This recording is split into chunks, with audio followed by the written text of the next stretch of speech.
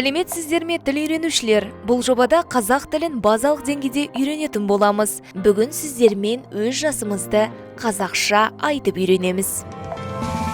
Үшінші сабақ. Сенің жасың нешеде?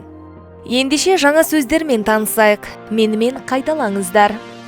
Жаңа сөздер: жас, возраст, неше, сколько, 18, 18, 20, 20, кішкентай, маленький, ересек, взрослый, оқушы, ученик, студент, студент.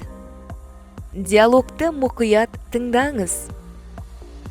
Сенің жасың нешеде? Мен 20 жастамын.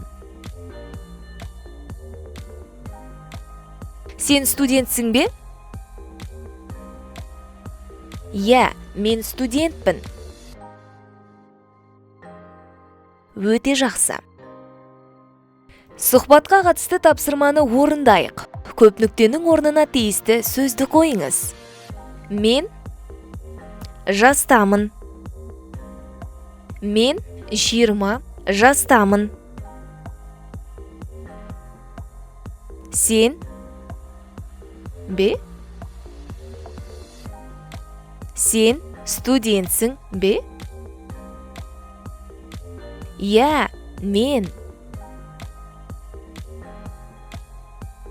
Я, мен студентпін.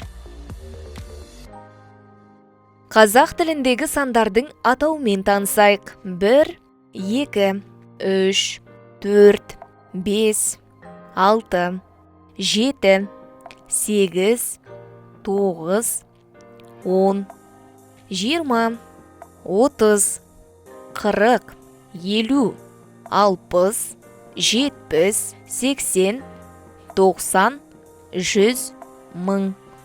Мәтінді оқыңыз.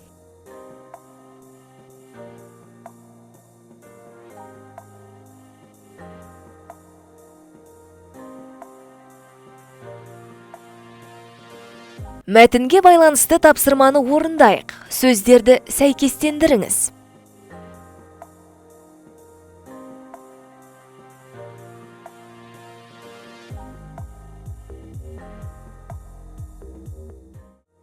Осымен сабағымыз аяқталды. Келесі сабақта кездескенше.